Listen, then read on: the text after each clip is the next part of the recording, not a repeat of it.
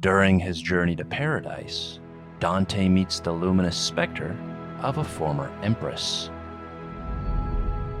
Though once she had sat on the highest throne of Europe, here she found herself on the lowest heavenly sphere, among the pious but inconstant spirits gliding across the surface of the changeless, changing moon. Had the former empress not forsaken her vow of celibacy and given in to the pressure to marry for power, she would have earned a spot closer to the Empyrean, way out past the moon and sun and all the stars and planets.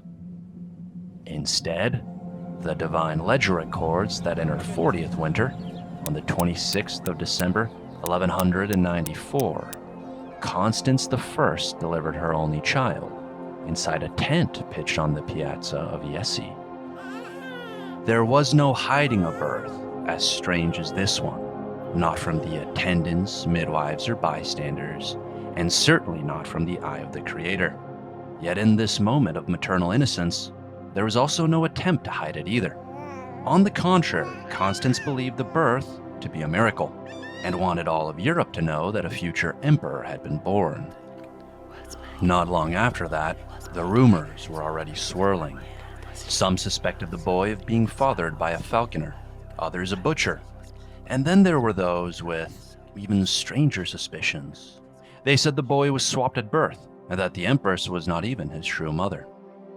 That is why Constance returned to the piazza to nurse the babe, and possessed with the only sinless form of pride there is, that of a mother, she gave her boy the august name Constantine, the male equivalent of Constance. After a baptism in Assisi, the princeling got another name.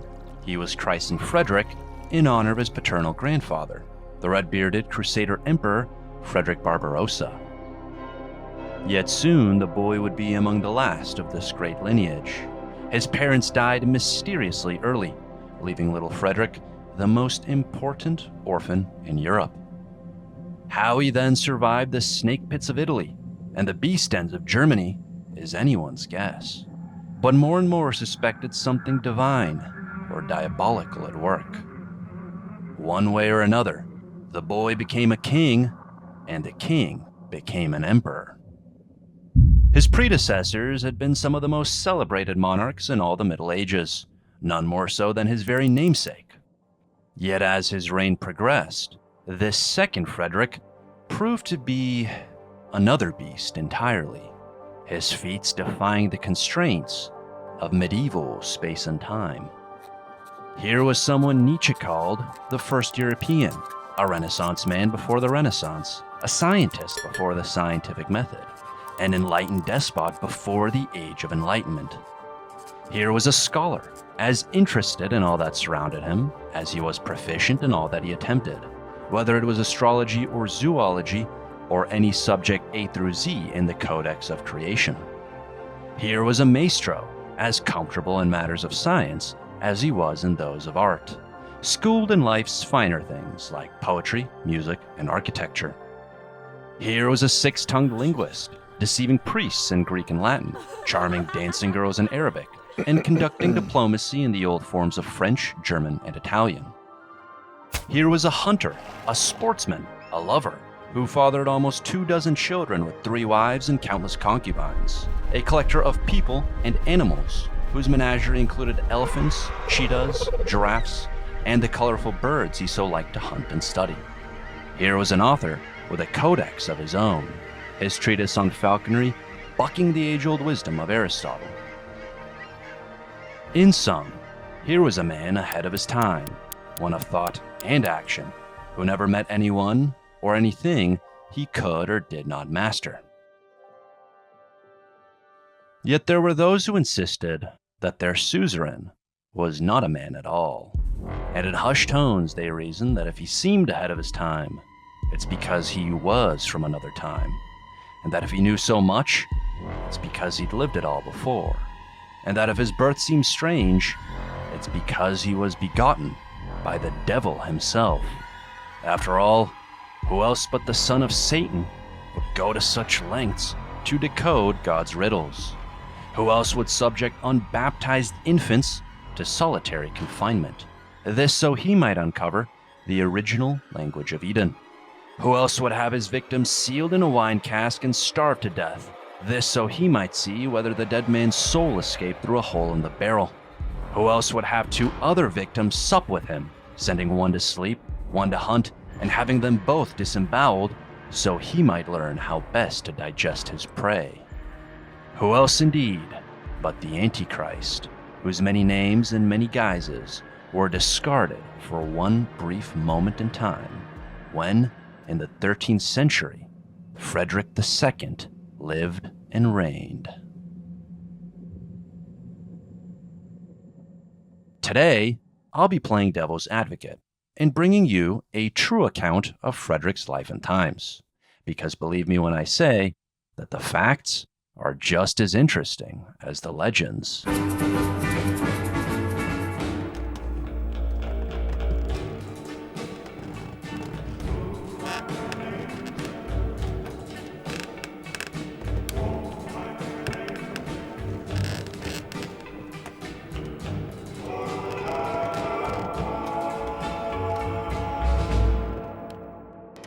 Let us begin with the child, the father of the man. Already, he knew how to put on a show. Due to his unlikely birth and untimely orphaning, he quickly became known as the son of Apulia, and has ever since been cast in the role of a self-reared orphan prince. That's the portrait his most colorful biographer, Ernst Kantorowicz, paints in the following excerpt. Quote, Frederick II was not brought up, as his father for instance had been, by a learned chaplain, nor reared like many another prince by world-shy monks in the seclusion of a cloister. He is a typically self-taught man. He had no one to thank for his education. What he was sua virtute. His later learning bears all the marks of being not the product of school, but of life itself.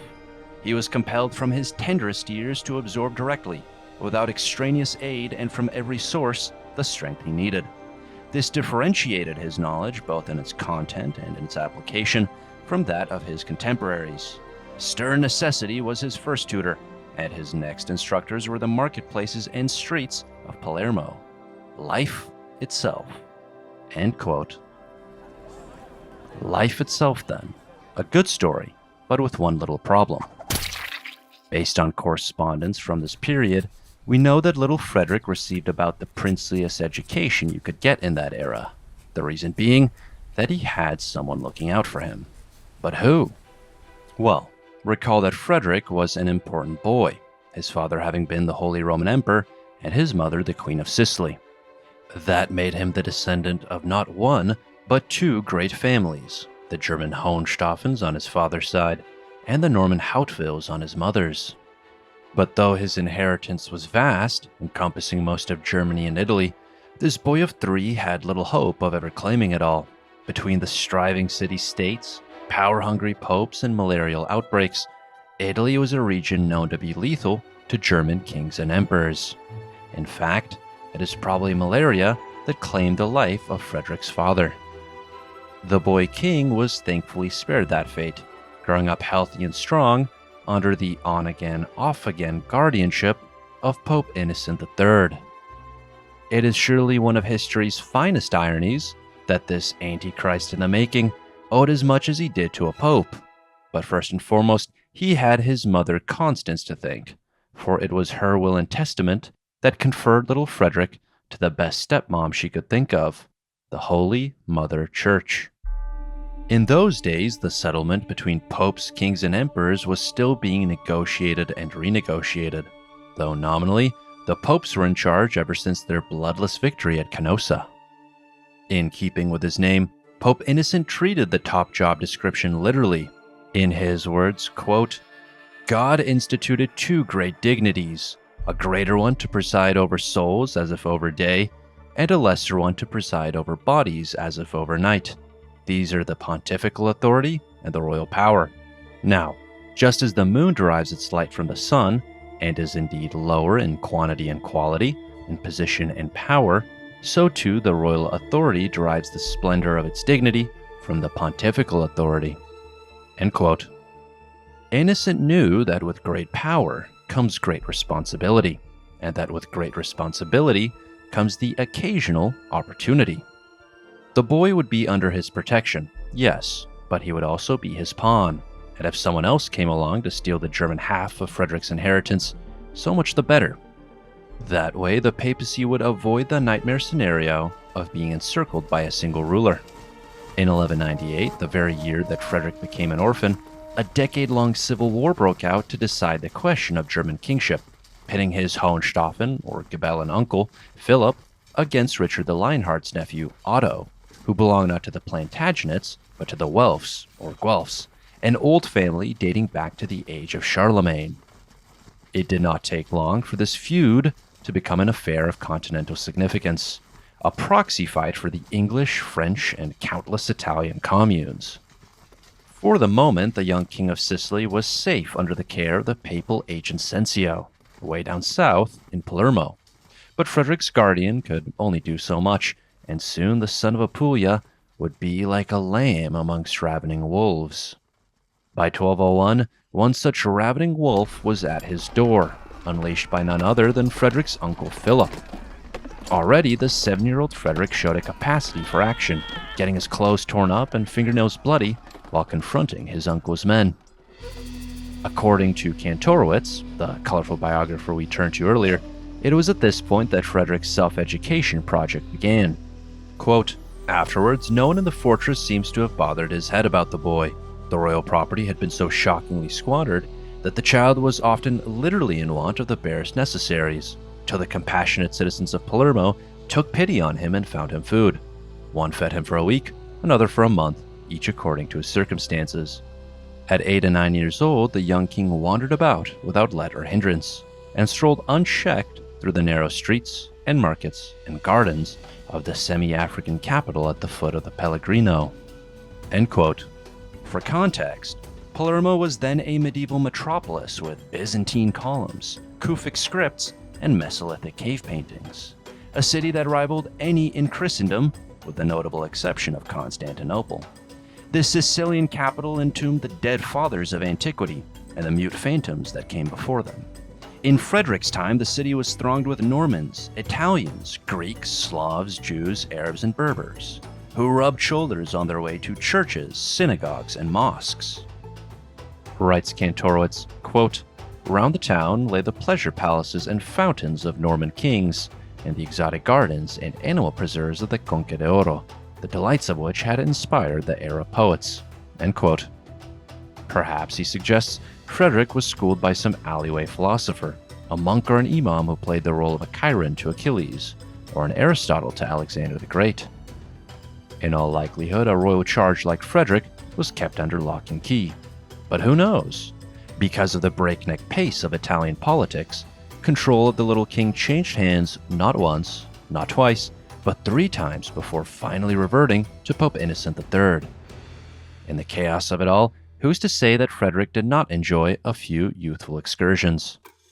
In any case, by the close of 1208, the king had turned 14, officially reaching his majority under the tutelage of yet another papal legate. Letters exchanged between him and the Pope reveal a more traditional education than has otherwise been suggested.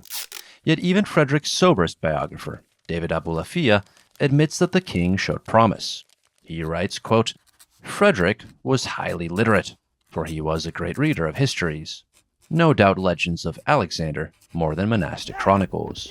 A very accomplished writer, who also understood the value of bloodstock. A good fighter, with both the sword and the bow. He showed enormous industry and energy, exercising both mind and body relentlessly." Later observers rudely remarked how little money would be paid for such a physique in the slave markets of Africa. But in his adolescence, he seems to have been sturdy enough, only of moderate height admittedly, something that detracted little from his kingly presence, but strong. Not perhaps very handsome, but bearing a spirited expression, like the young David, red-haired and perhaps rather florid of face. Later, his eyesight seems to have deteriorated, probably plain myopia, but this did not discourage him from his enthusiasm for hunting with birds, where keen sight might be expected to matter. End quote. Now that Frederick was legally a man, the time to claim his other legacy was fast approaching. In the same year he celebrated his coming of age, he received the news that his uncle Philip had been assassinated. The murder was carried out by a German nobleman acting of his own accord. It was a strange event for a number of reasons: the convenient timing, the seemingly trivial motive, and the simple fact that medieval regicide was not nearly as common as people think. Kings would die all the time when their blood was hot, but cold-blooded murder was a rare thing indeed. In the aftermath, it wasn't Frederick who inherited Germany, but his uncle's Guelph rival, Otto, who had already gotten a royal coronation in Aachen and now received an imperial one in Rome. The trouble arose when the newly crowned emperor revealed his designs on the Kingdom of Sicily. Brushing past the medieval question of birthright, he justified himself on the basis of an older territorial legacy, that of the Roman Empire. By 1210, Otto had seized control of most of the peninsula, and Frederick found himself trapped in Palermo once again. The situation got so desperate that a barge was kept in the port so that Frederick could evacuate to Africa if Otto made a move. Yet the young king of Sicily still had a guardian angel, the Pope. While it's true that Innocent had previously supported Otto over Philip, his former ward Frederick still held a special place in his heart, and he didn't want Otto encircling the Eternal City. That is why the Pope had the emperor excommunicated. In 1211, the teenage Frederick was elected anti-king in absentia at the Diet of Nuremberg. Germany now had two kings once again, and since they were both currently in Italy, the race to the fatherland was about to begin. Round two in the feud between Guelphs and Hohenstaufens, or Guelphs and Cabellans. Eluding the Guelph-aligned fleet of Pisa, Frederick found solace in the arms of its envious sister city, Genoa. He spent 2 months in this hub of proto-capitalism, negotiating trade rights, debt repayments, and other such matters before proceeding to Germany. Yet the Guelphs were still on the prowl, this time the Milanese, who intercepted the king and his Pavian escort on the banks of the river Lambro. Most of the Pavians were killed on the spot, and Frederick just barely managed to escape after commandeering a horse and riding bareback at breakneck speed. Though the king had to bathe his bottom in the Lambro, in the euphemism of one chronicler, he had gotten away. Proceeding past Cremona, Mantua, and Verona, Frederick made his way through the Alps, outmaneuvering the pro-Guelph Bavarians stationed along the pass. By the close of 1212, this papal protege had made it to Germany with 300 horsemen supplied by the clergy. But the clock was ticking, since Otto himself had arrived as well. The excommunicant was en route to Constance, hoping to nip Frederick's expedition in the bud by trapping him in southern Germany. So confident was Otto of reaching the city in time that he had his cook sent ahead to prepare a banquet for his arrival. Frederick managed to beat him there by a couple of hours, appearing before the city gates out of nowhere, while Otto tarried on the other side of Lake Constance. At first, the local bishop refused to grant Frederick entry, but eventually, the intercession of the Pope's legate won the bishop over, and the city of Constance opened her gates to the golden child of Apulia. It's been said that if Frederick arrived just 3 hours later, Germany would have never been his. Once again, the boy king had his guardian, Pope Innocent, to thank for the victory. But by the time of Frederick's royal coronation in Germany, the Pope was finally getting wise to the fact that he may have struck a deal with the devil.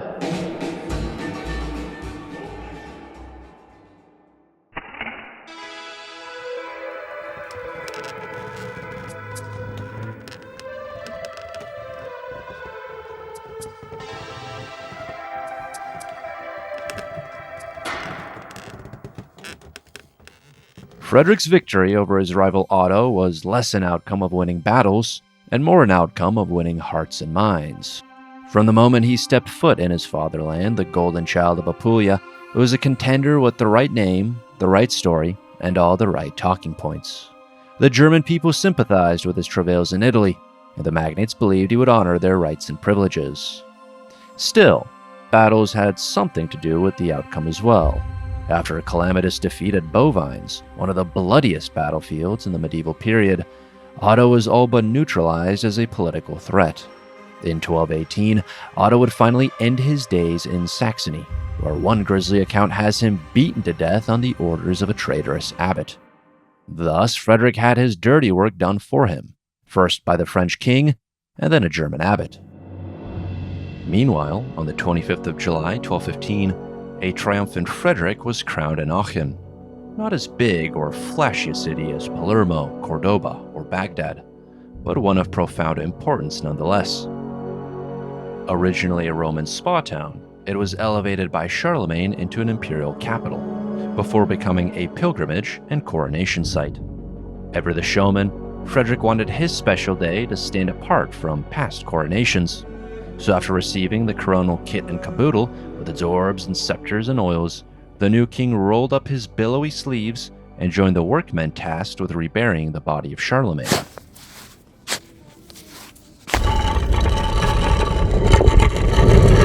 To explain the significance of this burial, we can turn to the expert, David Abulafia.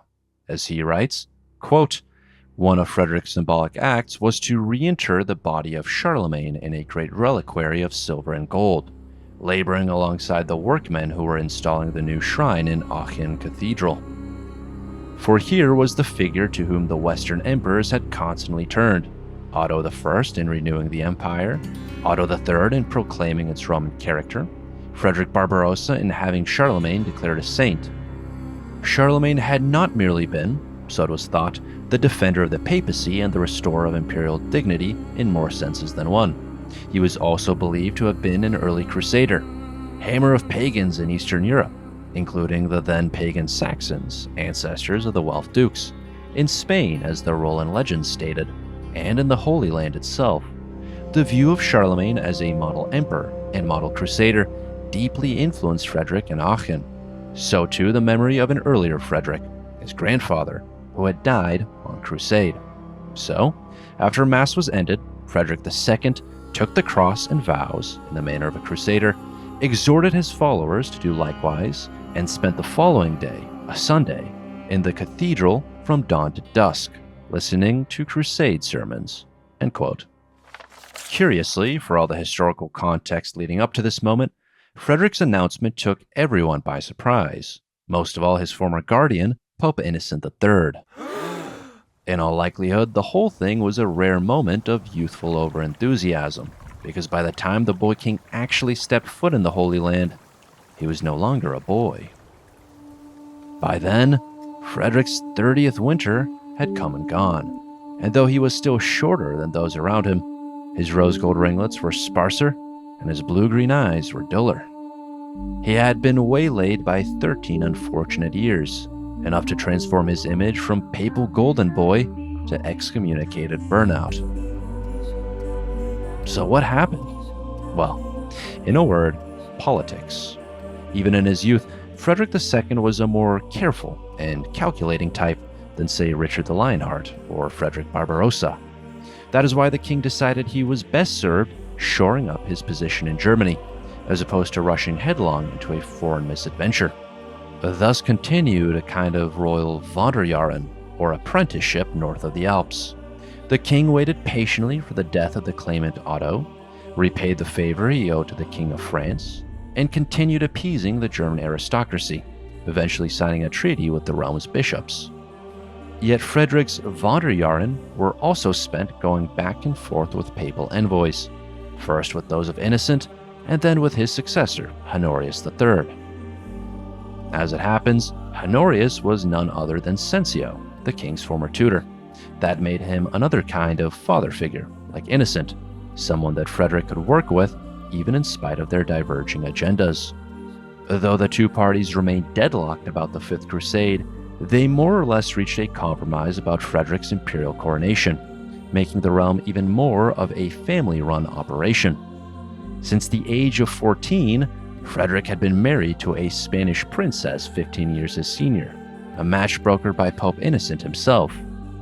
Coincidentally, this royal bride was named Constance, a fact which made the marriage all the more Oedipal in nature.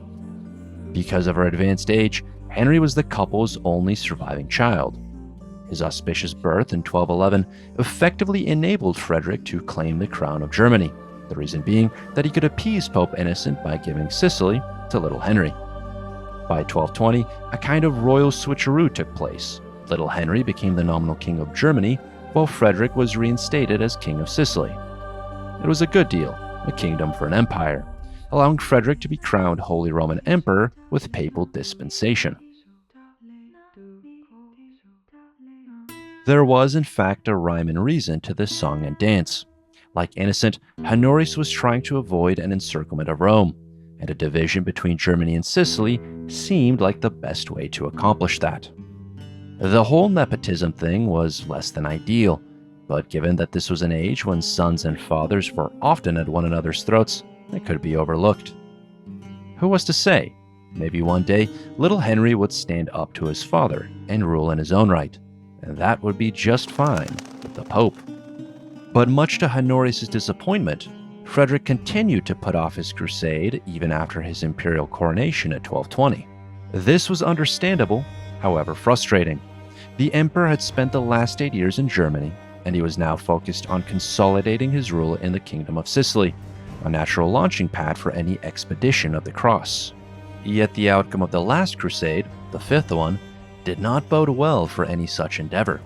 After the Crusaders got literally bogged down in the Nile Delta, the forces of the Ayyubid Sultanate swept down upon them in the decisive Battle of Mansurah.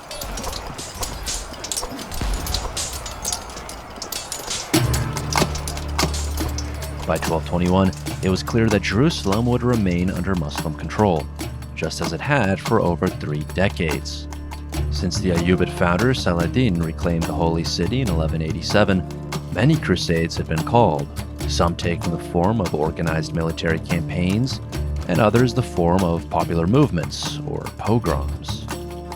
More and more, the Crusaders' goals and methods became conflicted, confused, taking them to other destinations besides Jerusalem. There was, for example, the mass abduction known as the Children's Crusade, the legalized heist job known as the Fourth Crusade, and also the bloody genocide known as the Albigensian Crusade. All that to say, perhaps God was upset with his crusaders. Perhaps he had abandoned them the same way they had abandoned Jerusalem. Or perhaps there was simply another way to get the job done. That would remain to be seen until 1227. By that point, Europe had a new empress, a new pope, and an official deadline for Frederick's crusade, the sixth one. With the death of his first wife, Frederick wed Isabella, the Queen of Jerusalem, another papally arranged marriage. This was Honorius' way of getting Frederick to fulfill his crusading promise. But for good measure, the two of them also agreed that the emperor would, on pain of excommunication, depart for the Holy Land by the 15th of August. In other words, a bit of the old carrot and stick. But after Honorius died in the spring of that year, his successor, Gregory IX, proved partial to the stick. Unlike his predecessors, the new pope had no personal ties to the emperor, meaning he would not hesitate to enforce the deadline. So, by the summer of 1227, the Sixth Crusade began right on schedule, with wave after wave of German knights, mercenaries, and pilgrims pouring into southern Italy.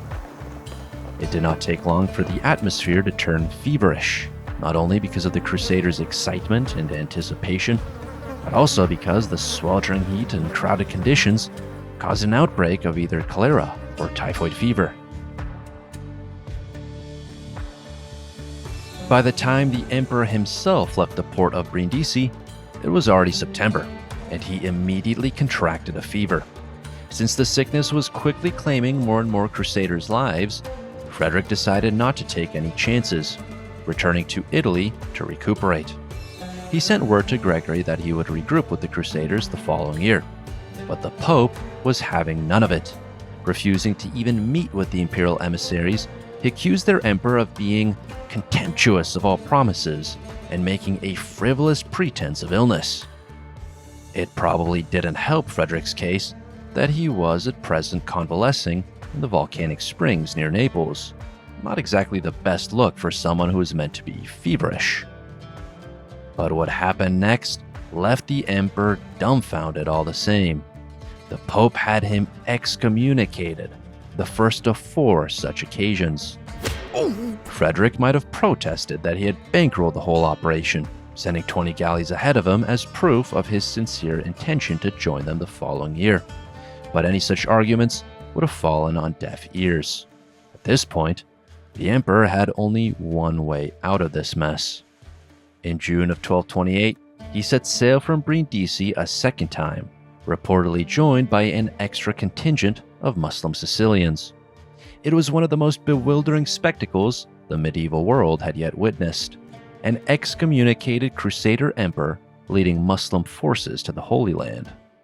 Somehow, things got even more bewildering after Frederick reached the Levant.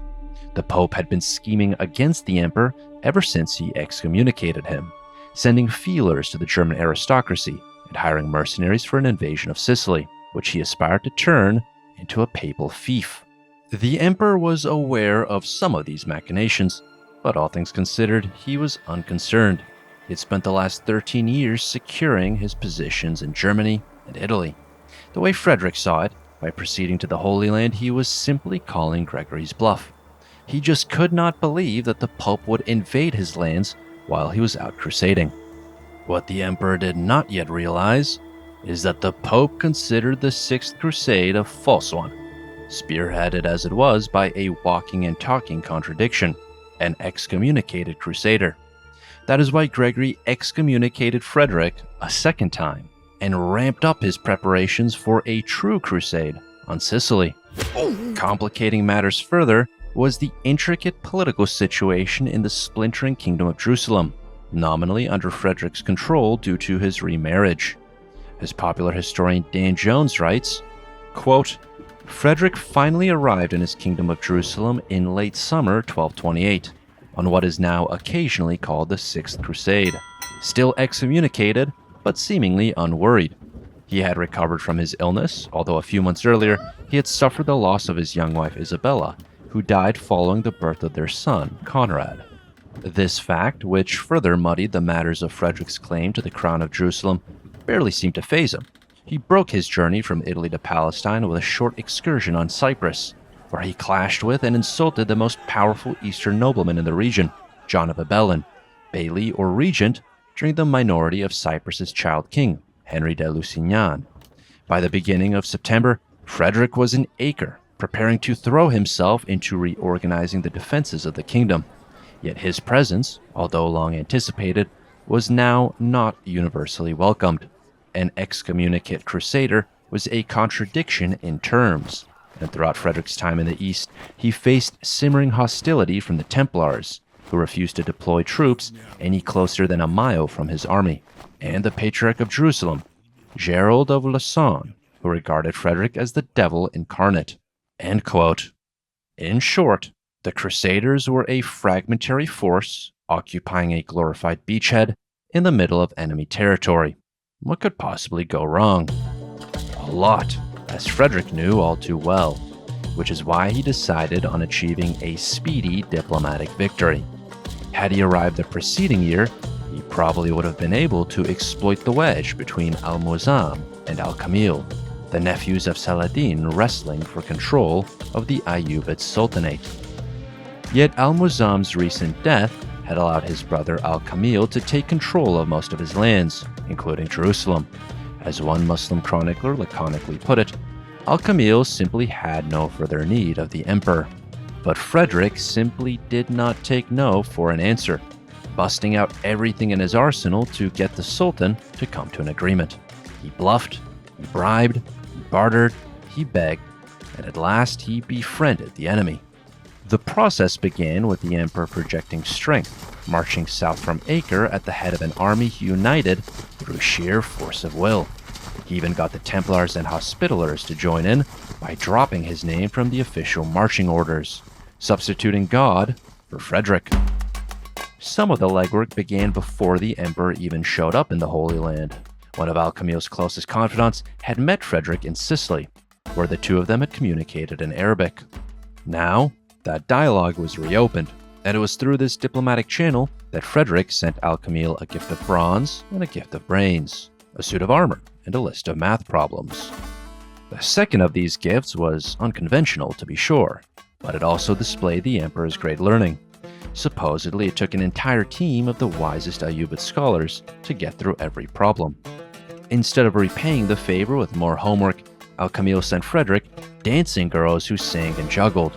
They seem to have made a favorable impression on the emperor, with the Patriarch of Jerusalem grumbling about him living and dressing like a Saracen, while feasting and drinking with these dancers. His generosity to them was extreme, the Patriarch went on, as though he was trying to buy the peace he was not able to obtain by force or fear.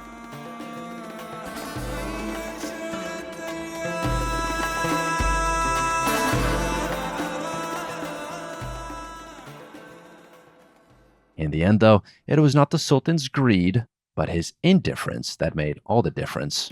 Al-Kamil was far less interested in Jerusalem than he was in Damascus, a more prosperous city by comparison, and also the center of resistance to his rule.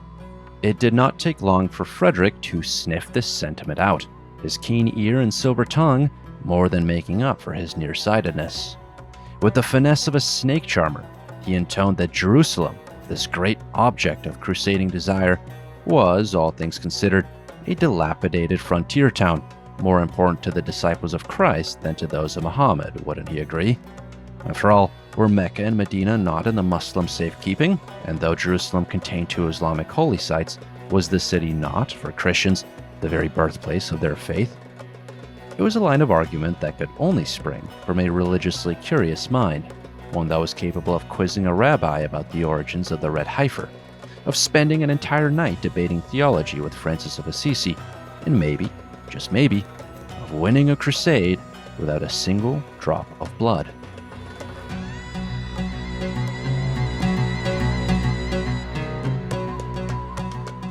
Within a few months, Frederick's entreaties formed the rough sketches of an official treaty. The Sultan insisted on an undefended and partitioned Jerusalem, and though this turned the deal into a kind of convoluted proto-UN resolution, it effectively kept Jerusalem under Christian control for the next 15 years. Under the terms of the agreement, Muslims kept the Al-Aqsa Mosque, the Dome of the Rock, and various peripheral settlements, while Christians got Nazareth, Bethlehem, Calvary, unrestricted access to the Temple Mount, and various coastal towns connected to Jerusalem by a narrow strip of land.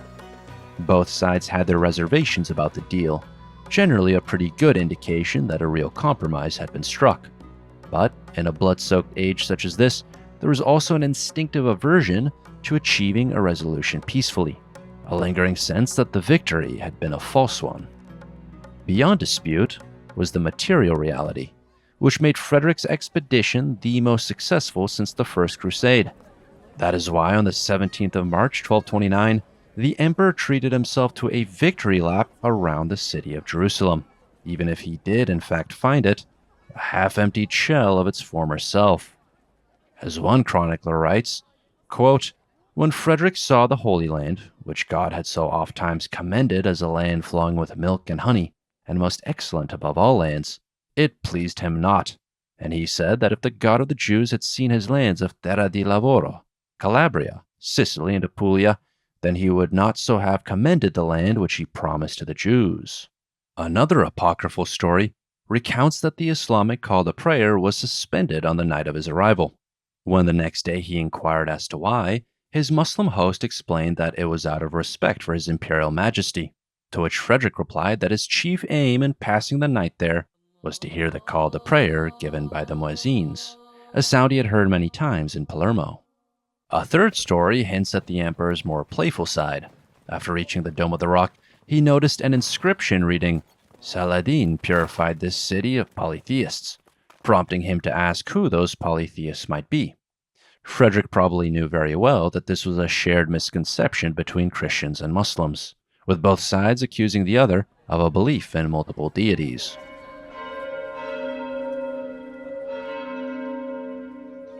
Yet the climax of the emperor's stay came when he visited the Church of the Holy Sepulchre, the scene of the second most iconic self-coronation in history.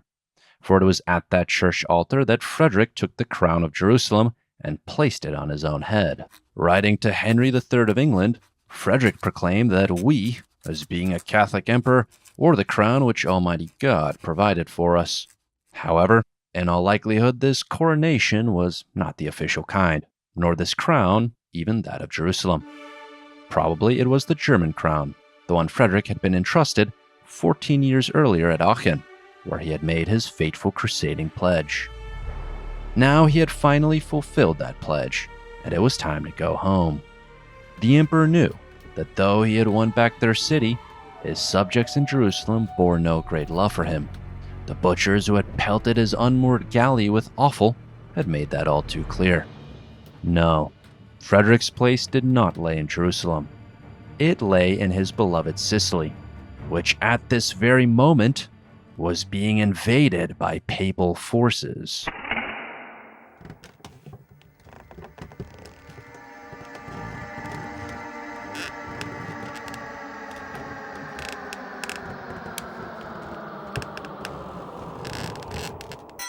When Frederick returned to Brindisi in the summer of 1229, Italy found reports of his death greatly exaggerated.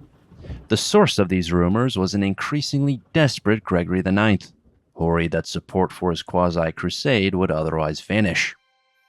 The Pope knew all about the victorious emperor's impending return, but he clung to the wishful hope that he could finish conquering the Kingdom of Sicily before the truth got out. In the event, Frederick's arrival made all of Gregory's fears come true, and the Pope lost most of his momentum overnight. Whatever dregs of opposition remained to the emperor were rooted out by force, sometimes brutally. Despite the fact that Gregory had raised a continental tithe and taken out loans from several of his cardinals, already his war chest was all but empty. By the following year, the Pope was left with little choice but to make peace with the emperor and lift his double excommunication. Marching on Rome and deposing Gregory had been an option for Frederick, but for now he remained the Prince of Peace. This wouldn't be the last time that he and Gregory locked horns. Blessed with extraordinary longevity, the Pope remained a constant thorn at the emperor's side, proving a far more prickly opponent than the Sultan ever had been. Yet there did come one moment when the Pope and Emperor found themselves in bed together, and ironically it was Frederick's son and heir Henry who tucked them in, metaphorically speaking. As you'll recall, Henry had been handed the Kingdom of Germany during his pliant boyhood, but now that the king was a man, he was beginning to show a defiant streak. More specifically, he was revoking his German vassals' rights and privileges, a flagrant violation of his father's policy of appeasement. To understand why Frederick insisted on this policy in the first place, we can return to the historian David Abulafia, who writes, quote, "Traditionally, Germany had been dominated by the great princes. In a sense, that was what Germany was, a large inchoate kingdom in which the princes held power, and in which one of the greater princes possessed, not for his family but for his lifetime, the crown of the Roman Empire. As universal ruler, the emperor delegated authority to princes, to the reguli or petty kings of England, Castile, and elsewhere, and within the core territories of Germany, to the bishops, dukes, and other great lords." End quote. Despite his attempts to reverse this trend, Henry only managed to contribute to it. In 1231, the king was forced to sign a treaty with the nobles that neatly combined with the treaty his father had signed with the bishops. Together, they formed a kind of German equivalent of the Magna Carta. Just as 16 years earlier, John Lackland immediately violated his Great Charter, Henry violated his treaty with the German nobles, angering not only them, but also the Pope and Emperor. Thus, by 1235, he found himself excommunicated, imprisoned, landless. Things might have ended differently for Henry had he not quietly been suffering from leprosy, a revelation gleaned not from any medieval chronicles, but from a modern skeletal scan. It was perhaps another reason why his father made the difficult decision that he did, later mourning his wayward son, like David mourned Absalom. Quote, "Paternal grief at the death of my firstborn son conquers my austere judicial sentence. A flood of tears wells up from the depths of my heart, even though heretofore held in check by the memory of the wrongs I suffered." End quote. To take Henry's place, Frederick had his second son, Conrad, elected king. making him the monarch of Germany, Italy, and Jerusalem on paper. Though it was the emperor who really called the shots through a number of proxies, Sicily remained the jewel in his crown, the kingdom he ruled in name and practice. Before he could return to that political experiment, he had to deal with a more, let us say, medieval matter in northern Italy.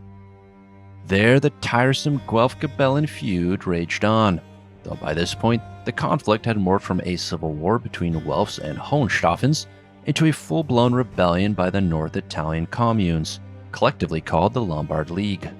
The proud cities of this region, many of which were still organized around their ancient Roman street plans, resented the oppression of their uncivilized northern neighbor. They had fought against German hegemony in the Age of Barbarossa, and now they would do it again in the age of his grandson. This time, the second Frederick would have to fight it out, something he was not known to do very often. The emperor proved as unpredictable on the battlefield as he was in the drawing room, with this quality enhanced by the very fact that he was underestimated. Having just personally dealt with his errant son, Frederick packed a lifetime of stories into a few short months, beefing up his forces with Germany's finest, suppressing an Austrian revolt on the eve of the Mongol invasion, and outdoing Hannibal by crossing the Alps with giraffes, camels, and elephants. By the close of 1237, the emperor was en route to Cremona, seemingly intent on wintering there. By means of this ruse, he enticed the Lombards to proceed to their own winter quarters, and as they advanced toward Milan along the Oglio River, they were secretly shadowed by imperial forces. On the 27th of November, a small Lombard detachment was ambushed by Frederick's advance guard of German knights and Saracen archers, who possibly made use of smoke signals to alert the rest of the imperial army. After the rebel survivors regrouped with the main Lombard force drawn up near Cortenuova, the League assumed a tight battle formation around their Carroccio. Inspired perhaps by the symbol of Italian resistance, the Lombards fought until nightfall, at which point the heat of the battle subsided. Wary of an ambush, the emperor had his men sleep with their armor on, only to find that the Italians had stolen away in the middle of the night. By morning, the Carroccio was all that remained, stripped of its motley relics and standards, like some mute and naked harlequin. The next time the Italians lay eyes on their chariot, it was draped with an imperial standard and pulled by an elephant through the streets of Cremona. Following in the footsteps of his ancient forebears, the emperor saw fit to celebrate the League's defeat with a good old-fashioned Roman triumph, a chained-up Milanese potestate serving as his captive of honor. Suddenly, everything seemed possible for this medieval Caesar. In the years that followed, he talked of taking Milan and Venice and Rome. He dreamed of neutering the Guelphs, dissolving the Syrian Republic, and humbling the Holy See. Reality caught up to him by 1239. That same year, the Pope issued a third bull of excommunication against the emperor, who would soon be addressed as a forerunner of the Antichrist.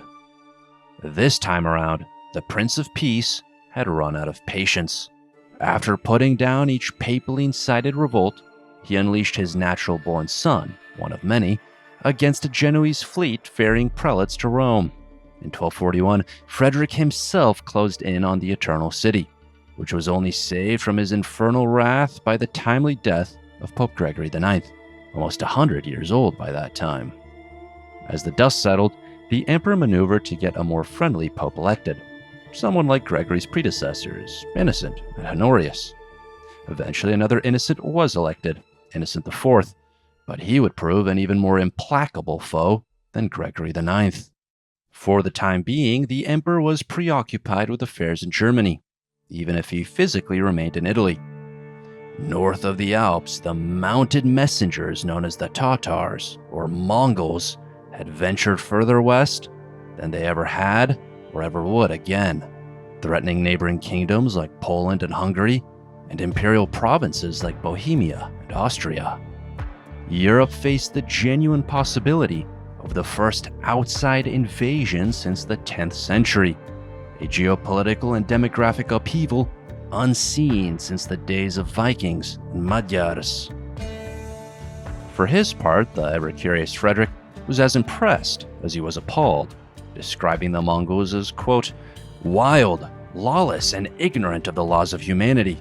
The men themselves are small and of short stature, like the emperor it might be noted, but compact, stout and bulky, resolute, strong, and courageous. They have large faces, scowling looks, and utter horrible shouts, suited to their hearts. End quote.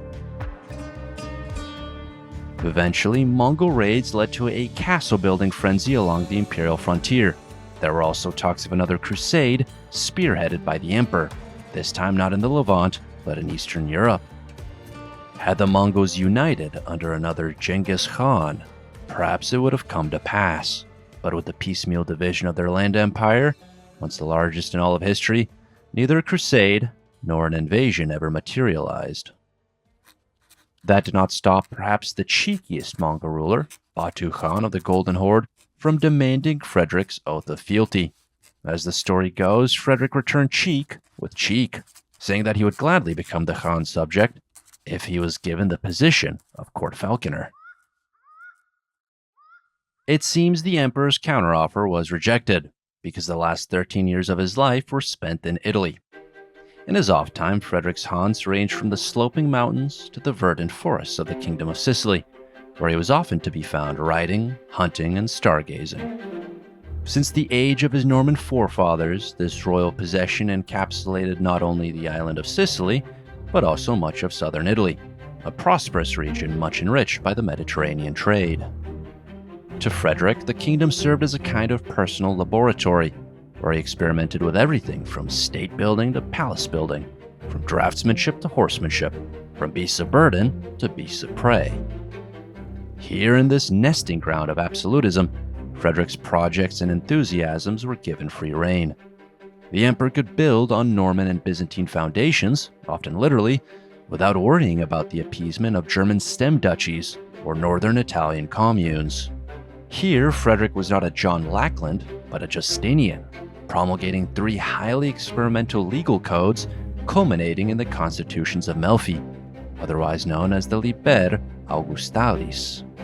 Divided into 3 books and subdivided into over 250 clauses, this law code created a standing army, strengthened the bureaucracy, standardized weights and measures, abolished tariffs, elevated the concept of equality before the law, and banned trials by ordeal.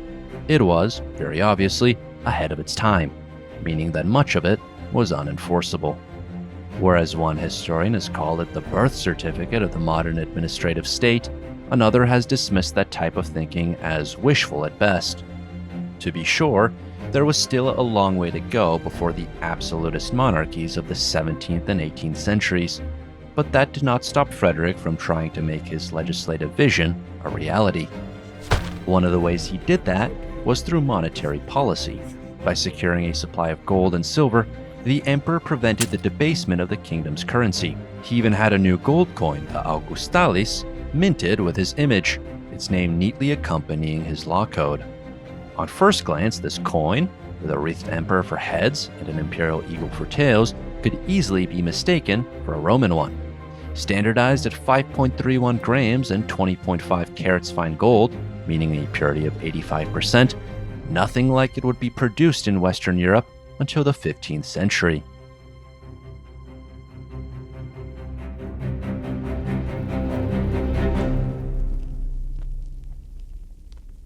Another element of Frederick's state-building program was his investment in education.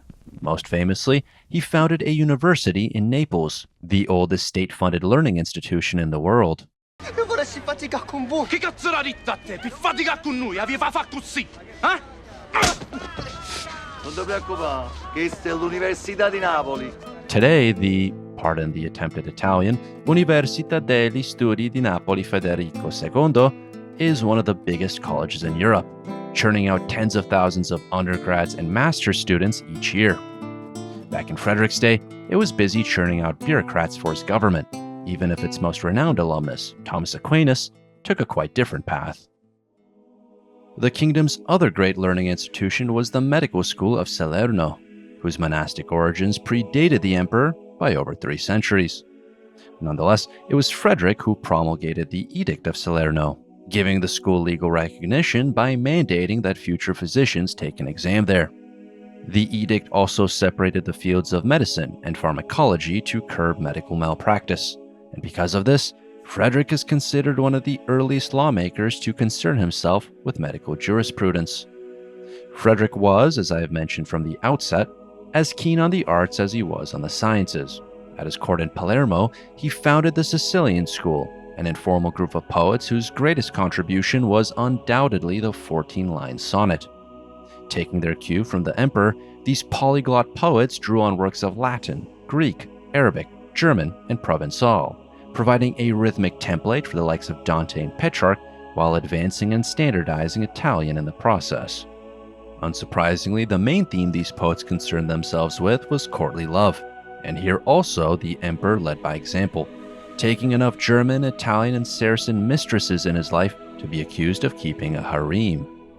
In the field of architecture, there was also much erected. One chronicler gushed that the emperor had palaces built with incomparable fervor, and of such beauty and proportions as though he was going to be able to live forever. Many times it was Frederick himself who sketched the plans, as he did for his Apulian masterpiece, the Castel del Monte.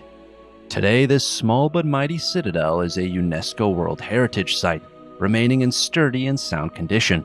Its octagonal shape was possibly inspired by the emperor's visit to the Dome of the Rock, and its pilaster-supported pediment was a clear sign of his connection to antiquity. The structure has been described as a hunting box, with the emperor building many such getaways for his frequent outings.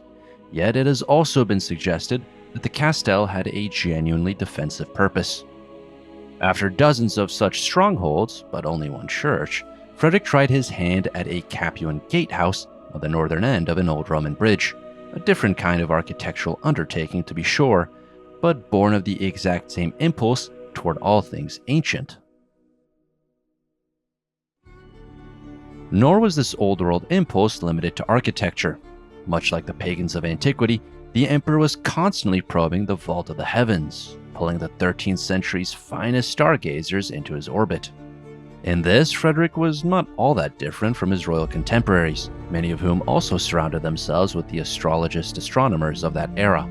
But what set the emperor apart, here as elsewhere, was the meticulousness he showed during his interrogations. In a letter to Michael Scott, the greatest scholar charlatan of the 13th century, Frederick begins reverentially, quote, "My dearest master, we have often in diverse ways listened to questions and solutions from one another concerning the heavenly bodies, the sun, moon, and fixed stars, the elements and the soul of the world, peoples, pagan and Christian, and other creatures above and on the earth, such as plants and metals. Yet we have heard nothing respecting those secrets which pertain to the delight of the spirit, and the wisdom thereof, such as paradise, purgatory, and hell. Wherefore we pray of you, by your love of knowledge and the reverence you bear our crown, explain to us the foundations of the earth, that is to say, how it is established over the abyss, and how the abyss stands beneath the earth, and whether it stands of itself or rests on the heavens beneath it.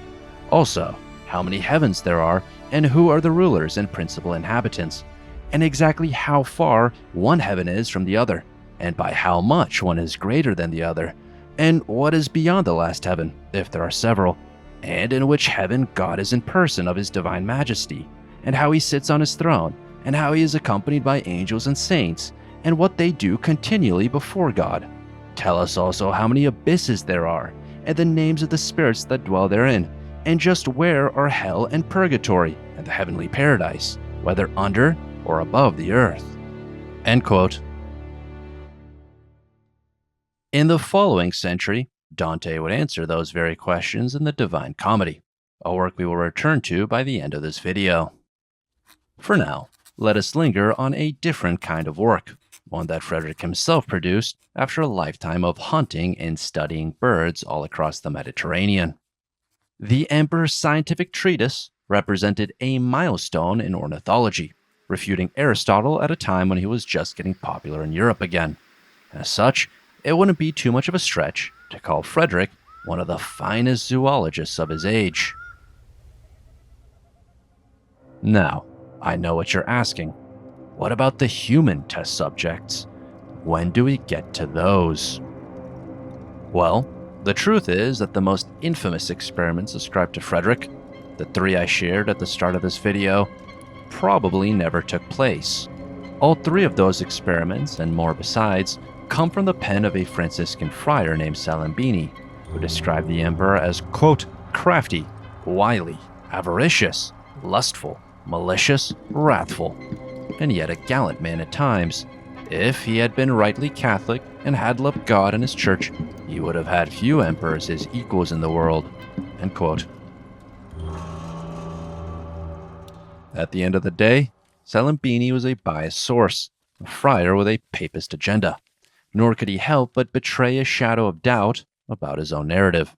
As the historian Thomas Van Cleve reasons, quote, Salimbeni himself appears to have been doubtful of the accuracy of these tales, remarking that he could relate many others which he had heard, save that it disgusted him to tell of such foolishness. One can only conclude that if excessive cruelty accompanied Frederick's efforts in experimentation, it was because he lived in an age when cruelty was not uncommon, appearing at times as an attribute of piety. End quote. Not uncommon indeed, as the emperor's all-too-real demographic experiments vividly demonstrated. To bring an end to their irredentist uprisings, Frederick deported over 50,000 Sicilian Muslims to mainland Italy and forced Sicilian Jews to wear distinctive clothing in an edict that mandated prostitutes do the same. Both Jews and Muslims were also discouraged from sexual liaisons with Christians and forced to pay a poll tax similar to the Islamic concept of jizya. Unlike Christians, Jews were able to find work as moneylenders, but this only reinforced their subservient status. As the historian David Abulafia explains, quote, in leaving the Jews free to practice usury, Frederick is consciously stressing the subordination of Jew to Christian, since he says they are not subject to the laws of Christianity, they may continue their usury, and no one was terribly worried about the souls of unconverted Jews. The fact that Jewish law also forbade usury was overlooked by the emperor, as it has been by modern historians. On the other side of the token, Frederick's paternalistic attitude toward non-Christian communities did confer certain benefits. He welcomed Jewish scholars and settlers to Sicily and defended their German counterparts against blood libel accusations.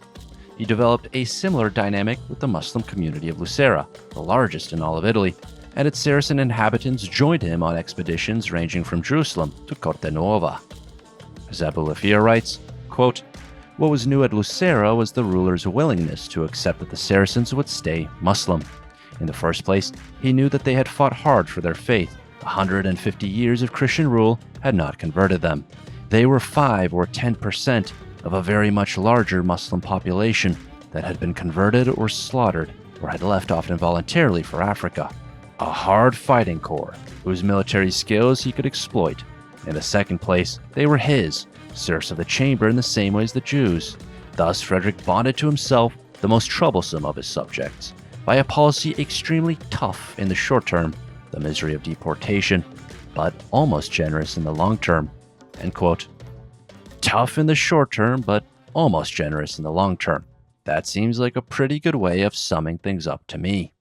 The truth is that those scouring the Middle Ages for a beacon of tolerance will quickly become disappointed. There was no such beacon of tolerance, at least not in the modern sense. In those days, Frederick was about the best you got. This did little to endear the emperor to the popes. Until 1241, Frederick's perceived intimacy with Islam in particular was weaponized against him by Gregory IX, and afterwards, Innocent IV continued this line of attack until his imperial adversary's death in 1250. During that span of time, Innocent had Frederick excommunicated, this being the 4th time in case you've lost count. He accused the emperor of being, quote, joined in odious friendship with the Saracens. Several times he has sent envoys and gifts to them, and receives the like from them in return with expressions of honor and welcome. He embraces their rights, he openly keeps them with him in his daily services, and following their customs, he does not blush to appoint as guards eunuchs, whom it is seriously said he has had castrated. And what is more loathsome, when he was in the territory overseas, After he had made an agreement, or rather had come to a wicked understanding with the Sultan, he allowed the name of Muhammad to be publicly proclaimed day and night in the Lord's temple." End quote. Innocent's campaign against Frederick ended up being the most successful by far, not because of his rhetoric, Gregory had been plenty good at that, but because of the two popes, Innocent was the better politician. After 1244, the new pope put on a masterclass, relocating to France, funneling money to Germany, organizing a papal army, and hatching a plot to have Frederick assassinated. Though the plot against his life was foiled, these other machinations made the emperor's final years some of the most turbulent of his entire life. Frederick faced opposition on all fronts, but most of all in northern Italy. In 1248, following a fresh resurgence of the Guelph-Capellan feud, imperial forces under his command were routed in the Battle of Parma. It must have been a sight to see. At the time of the Lombard sortie, Frederick was away from the imperial encampment, which had been nicknamed Victoria and modeled after the Roman camps of old. Having left his harem, menagerie, and army in the camp to get a quick hunt in, the emperor returned, only to find Victoria in flames, like a she-bear robbed of her cubs in the forest. In the days that followed his worst defeat, Frederick was already planning his comeback, spending the remainder of that year trading blows with the Lombards. However, in 1249, the emperor left his opponents dumbstruck by turning heel and retiring to Apulia. Perhaps he was simply tired. After a lifetime of activity and a series of reversals, that much would be understandable. He had lost a son to leprosy, another to battle, and a third to captivity. He had lost his right-hand man to betrayal, and was in the process of losing Italy and Germany to papally sanctioned resistance. But a betting man would have probably still put his money on Frederick. He had beaten the odds before. There was no reason that he could not do it again. No reason except one: a fatal case of dysentery.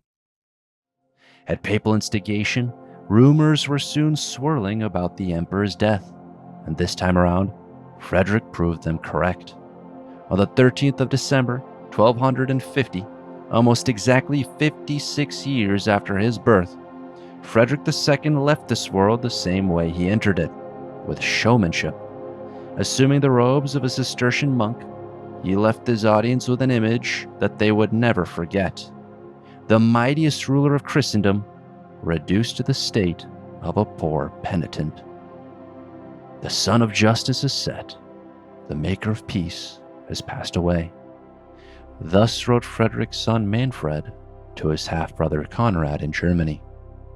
Though neither could know it at the time, their father's death also spelled the death of their family, the death of the House of Hohenstaufen.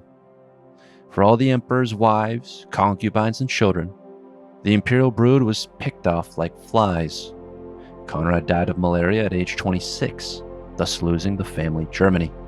Conrad's son, Conradin, died after being beheaded at age 16, thus losing Jerusalem and Swabia. Finally, Conradin's uncle, Manfred, died in battle at age 34, thus losing Sicily, the Hohenstaufen crown jewel.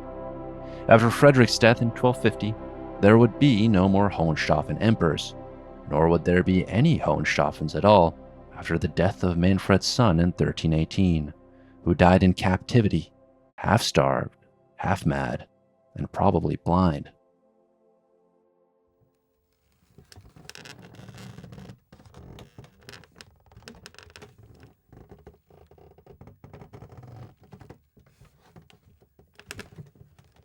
So how do we remember Frederick II? For almost 800 years now, the humble mortals of this world have been wondering. For their part, Frederick's contemporaries were utterly divided. They either thought he was God's gift to earth or the forerunner of the Antichrist. After he was gone, it was said that, like Charlemagne, he would return in the end times. That is, until he got mixed up with his better-known grandfather, Frederick Barbarossa, to whom the myth was reappropriated. In the Divine Comedy, Dante crammed Frederick into a flaming tomb located in the sixth circle of hell. But privately, this poet thought of him as an illustrious hero with a noble and righteous soul. Hence our dilemma. One thing worth noting is that without Frederick, you probably wouldn't get a Sicilian school of poetry. Without a Sicilian school of poetry, you probably wouldn't get a divine comedy in the first place. That is more or less what the late and great historian John Julius Norwich suggested before describing Frederick as, quote, a giant who bestrode late medieval Europe and who is infinitely more deserving of the title Frederick the Great than that pipsqueak king of Prussia on whom it was so unaccountably conferred, end quote. A giant then. But how large a shadow did this giant really cast? The fact is that Frederick's legacy is just as multi-shaded as the man himself. In Sicily, the emperor ruled like an enlightened despot, the lex animata, or judge, jury, and executioner. In Germany, he was an appeaser, in northern Italy a tyrant, and in Jerusalem an absentee landlord. His regno was a proto-absolutist state with an acutely centralized judiciary, a well-oiled bureaucracy, a broad-based parliament, regulations on commerce and coinage, legal equality for its citizens, and even rudimentary provisions for public health. The rest of his empire was a different story, a medieval conglomerate in which the Sicilian model proved unworkable. Little needs to be said of the Kingdom of Jerusalem, except that it would not survive the 13th century. Beyond fulfilling a youthful crusading pledge, one the papacy never tired of invoking, Jerusalem served the emperor with no strategic purpose. The Holy City had already fallen to the Muslims by the time of Frederick's death, and after the extinction of his line, the rest of the kingdom scraped along under the rule of a French family until 1291. The Kingdom of Italy was of greater interest to the emperor, but owing to the alliance between the Lombard League and the papacy, the union of North and South, of Italy and Sicily, would never be consummated. Nevertheless, the emperor's peninsular hegemony reached beyond that of any ruler until Charles V. Throughout that time, Frederick provided a template for the great Italian signori, for men like Cesare Borgia who dared to dream of a united peninsula. Compared to the illustrious communes of northern Italy, the emperor faced less opposition from the great magnates of Germany. With his empire sundered by the Alps, Frederick resorted to a policy of appeasement, one that brought short-term stability but magnified the trend toward autonomy, decentralization, and ultimately fragmentation. Had Frederick been blessed with Gregory's longevity and given another 4 decades to bring his plans to fruition, things may have ended differently. He may have succeeded in finally subduing northern Italy and Germany after that. He may have gone on to become a centralizing, modernizing, and absolutist force there as he was in Sicily. But in the event, his untimely demise, along with that of the Hohenstaufen dynasty, thrust the empire into the Great Interregnum, period from 1254 to 1273, when no king of the Romans could be agreed upon. Nor would an emperor be crowned in Rome until 1312, by which point the empire of the Hohenstaufens, the Salians, the Ottonians, and the Carolingians was a relic of the past. Even in Frederick's beloved Sicily, the Regno would be dismantled by the extractive regime of the Angevins, who came to power at the Pope's invitation and exterminated the last of the Hohenstaufens. On the surface, then, we could say that almost everything the emperor touched eventually came to ruin. But this completely ignores his achievements in legalism, architecture, literature, and art. It ignores a life story that unfolds like a work of literature itself, and it also ignores a fundamental truth about the past and present, namely, that there is, in the words of Napoleon, but one step from the sublime to the ridiculous. That a prince can have all the virtù in the world, but must ultimately answer to fortuna. Much was left for Frederick to do, and much could be debated about the decisions he made. But, in the final reckoning, this was a prince with the makings of Caesar, of Charlemagne, of Napoleon. A prince the likes of which does not come very often, but who must, like all of us, work within the confines of the time in which he lived.